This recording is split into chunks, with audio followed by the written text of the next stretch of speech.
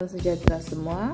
Hari ini kita sambung subtopik yang terakhir untuk bab 1, yaitu 1.4 kepentingan gerak balas terhadap rangsangan dalam haiwan lain.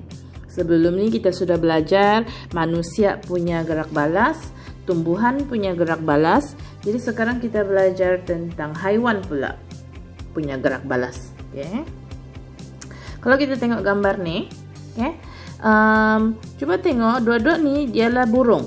Kedua-dua jenis haiwan ini adalah burung, tapi kamu boleh dapat bezakan kah apa beza penglihatan dorang? Ini untuk burung hantu nama dia penglihatan stereoskopik. Untuk burung ini merpati di tepi ini nama dia penglihatan monocular. Jadi coba kamu perhatikan apa beza dia. Kalau kamu dapat perhatikan, kamu hebat lah tuh. Oke, kita tengok seterusnya. Oke, so penglihatan stereoskopik dengan penglihatan monocular, beza dia ialah, coba kamu tengok kedudukan mata. Oke, mata burung hantu ini di depan kepala dia. Oke, tapi untuk tikus nih mata dia di tepi. Jadi kita tengok lukisan medan penglihatan untuk mata kiri dan mata kanan. Tengok Miss lukisan. Oke, untuk mata kanan ini kan. So medan penglihatan untuk mata kanan maksudnya kalau kamu tutup mata kiri, tengok guna mata kanan saja, kawasan yang kamu dapat nampak ialah kawasan ini. Ini ialah medan penglihatan mata sebelah kanan. Oke. Untuk kalau kau tutup mata kanan kau, buka mata kiri, kau tengok kau punya medan penglihatan mata kiri adalah bahagian sini. Oke, sampai sini. Oke, ini adalah bahagian yang dapat dilihat oleh mata sebelah kiri kau. Jadi, untuk orang yang mata dia di depan, kita ada satu medan pertindihan yang besar. Oke, pertindihan besar maksud dia apa? Maksud medan pertindihan, medan penglihatan yang bertindih. Oke, bermaksud kalau kita buka mata kiri dan mata kanan kita secara serentak, kita tengok di depan. Oke, maksudnya mata kanan boleh nampak sampai sini kan, mata kiri boleh nampak sampai sini. Jadi yang warna ungu ini ialah kawasan medan penglihatan yang bertindih. Oke, ada kelebihan bila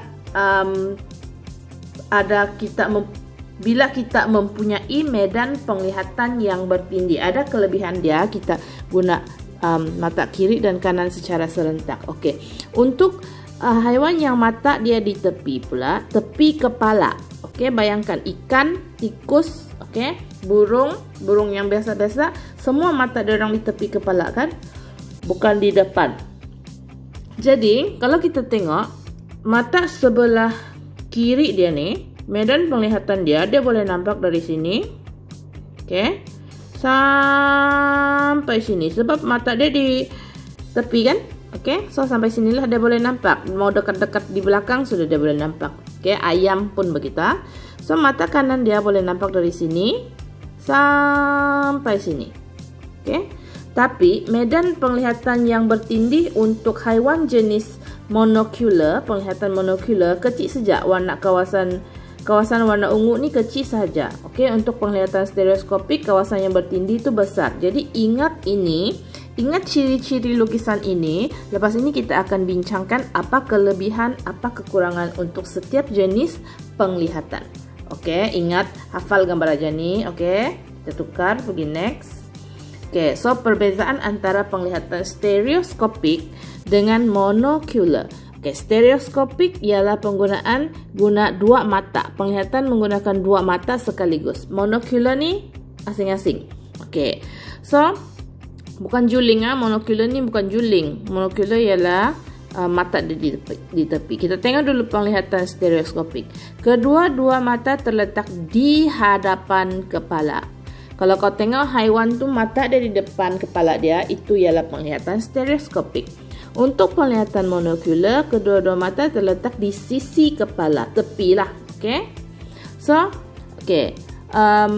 Penglihatan stereoskopik, keluasan medan penglihatan adalah kecil. Apa maksud dia kecil? Bila dibandingkan dengan monocular, medan penglihatan dia besar. Jadi kita tengok balik gambar aja di depan.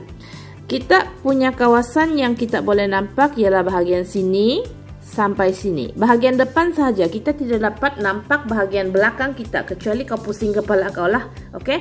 Jadi kalau bandingkan dengan penglihatan monocular, kau tengoklah mata dia kan di tepi, jadi dia boleh nampak hampir sampai belakang dan sampai depan sini. Okey.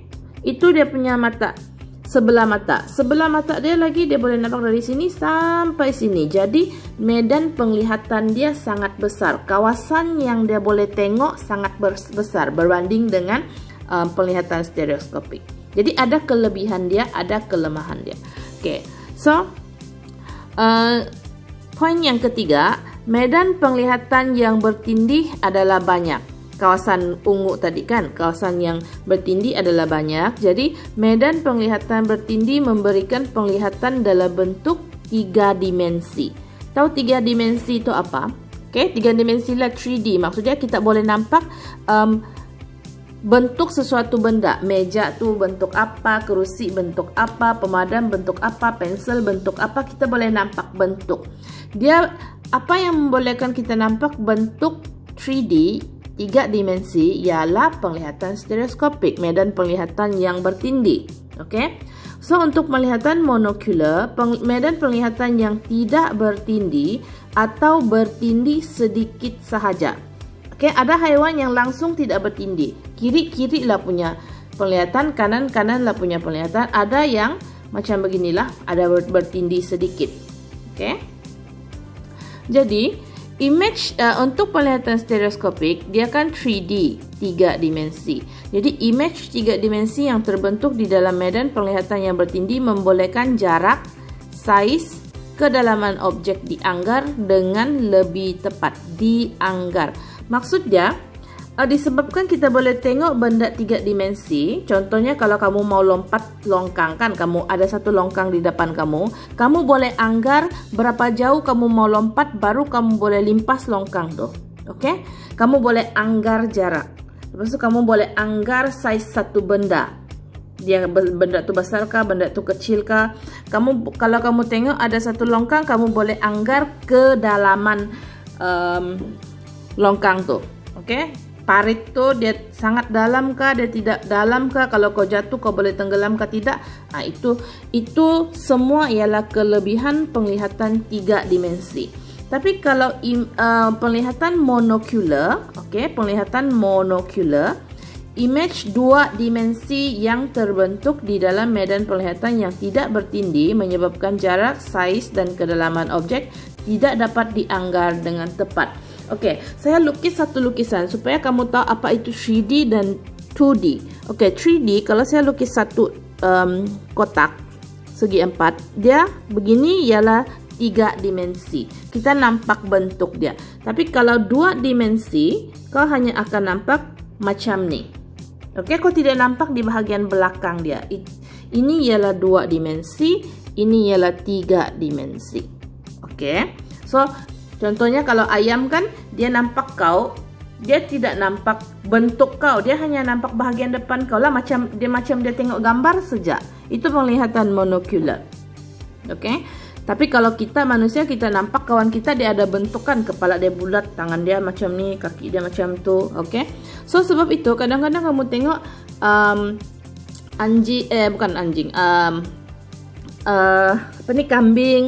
kambing, ayam, kalau dia melompat di longkang parit, kadang-kadang dia jatuh dalam parit tu. Kenapa? Sebab dia tidak dapat anggar jarak, dia main lompat saja. Okey. So, apa kepentingan penglihatan stereoskopik untuk haiwan? Dia membolehkan haiwan menganggar jarak yang baik, membantu haiwan memburu. Okey. Maksudnya contohnya harimau tu dia mau tangkap dia punya mangsa, dia mau tangkap rusa. Okey, harimau kan dia punya mata di depan, okey, rusa mata dia di tepi. Jadi dia mau buru rusa tu, okey. Kalau dia tidak dapat anggar jarak, nanti balik-balik dia terkam, tidak dia dapat tangkap rusa tu. Jadi biasanya harimau ni satu kali dia lari kan, dia kejar rusa tu, kejar, lepas itu satu kali dia terkam terus dia dapat. Okey, sebab dia punya mata membolehkan dia menganggar jarak, agak-agak berapa jauh dia perlu lompat untuk tangkap rusa itu. Okey. So, untuk penglihatan monocular, medan penglihatan yang luas membolehkan haiwan mengesan musuh yang mungkin datang dari mana-mana arah. Kalau kamu perasan, kamu tangkap ayam, laju kan, susah kan mau tangkap. Kenapa? Sebab mata dia di tepi. Oke, kau datanglah dari manapun, dia tetap akan nampak kau. Oke, walaupun dia tidak nampak kau dalam bentuk 3D lah, dia nampak kau dalam bentuk 2D pun, 2 dimensi pun dia tahu ada sudah orang datang mau tangkap dia. Jadi, kelebihan mata yang di tepi ini ialah dia boleh lihat dengan lebih luas. Medan penglihatan dia luas, so dia boleh mengesan musuh yang datang dari semua arah. Oke, jadi apa kepentingan dia kalau dia dapat kesan musuh, dia dapat lari lah, kan? Dia nampak kau datang dari kiri, dia lari lah pergi kanan. Itu kelebihan kepentingan penglihatan monocular. Jadi penglihatan stereoskopik nih, oke, terdapat pada manusia dan kebanyakan haiwan pemangsa. Pemangsa maksudnya haiwan yang tangkap haiwan lain untuk makan. Cobalah kamu pikir haiwan pemangsa ada apa? Oke, kau kan, sebab kau kan tangkap ayam makan, kau tangkap kambing makan, kau tangkap lembu makan. Oke, kau ialah haiwan pemangsa lah, ya, manusia. And then harimau, singa, apa-apalah haiwan yang menangkap benda lain untuk makan. Kucing, oke, kucing tangkap tikus kan, oke, jadi anjing, oke. And then untuk penglihatan monocular, kebanyakan haiwan mangsa mempunyai penglihatan monocular. Okay? Mangsa yang biasanya kena buru, dia ialah haiwan, dia mempunyai penglihatan monocular. Okay? Tuhan cipta dia punya mata di tepi supaya dia boleh lari daripada haiwan yang mau tangkap dia. Okay? Jadi contoh haiwan mangsa, arnab, okay? Rusa. Apa lagi yang kena tangkap biasanya? Tikus. Oke, itulah. So, kamu kena faham apa beza penglihatan stereoskopik dengan monocular. Oke, next kita tengok telinga pula. Pendengaran stereofonik. Tadi ialah penglihatan stereoskopik, yaitu melihat menggunakan kedua-dua belah mata. Sebelum itu, oke, kenapa burung hantu mata dia di depan? Oke, tidak sama dengan burung yang lain sebab burung hantu ni memburu tikus. Jadi mata dia di depan lah supaya dia boleh tangkap dia punya mangsa lah. Oke. So kita sambung kepada pendengaran stereofonik. Pendengaran stereofonik ialah pendengaran dengan menggunakan kedua-dua belah telinga secara serentak. Coba pegang telinga kamu, ada dua kan? Oke. Kalau ada satu, apa boleh buat lah. Oke. Membolehkan kita menentukan arah bunyi dengan tepat. Oke, kenapa Tuhan cipta kita mata ada dua, telinga ada dua, lubang hidung ada dua. Oke. So, pendengaran stereofonik yang menggunakan kedua-dua belah telinga ini membolehkan kita menentukan arah bunyi dengan tepat. Oke. Kalau kamu tengok gambar Raja nih, oke? Dia tutup mata bukan sebab dia buta, dia tutup mata supaya mau pastikan dia betul-betul guna telinga dia. Sebab kalau dia tidak tutup mata dia boleh nampak kawan dia kan? Kalau dia nampak kawan dia tahulah bunyi datang dari mana. Jadi untuk buat eksperimen dengan lebih tepat, dia tutup mata dia suruh kawan dia pergi tiup dari sini, pergi tiup dari sini, pergi tiup dari belakang dia, dari depan dia. Jadi walaupun tidak nampak kawan dia di mana, dia boleh tahu bunyi itu datang dari mana. Oke. Dia pendengaran stereofonik menggunakan kedua-dua telinga membantu pemangsa mengenal pasti lokasi mangsa. Kalau kamu perhatikan, hampir semua jenis hewan yang kau boleh nampak, semua mempunyai dua telinga. Okay? So, dua telinga kenapa? Sebab dia mau membantu pemangsa mengenal pasti lokasi mangsa. Dia mau tahu di mana mangsa dia berada. Okay? Dia juga membantu mangsa menentukan lokasi pemburu dan melarikan diri daripadanya. Adil lah, ini adalah pertandingan yang adil. Okay? Semua dibagi telinga untuk mendengar. Oke, pemangsa mau dengar di mana mangsa dia, mangsa mau dengar di mana pemangsa dia. Oke, untuk larikan diri.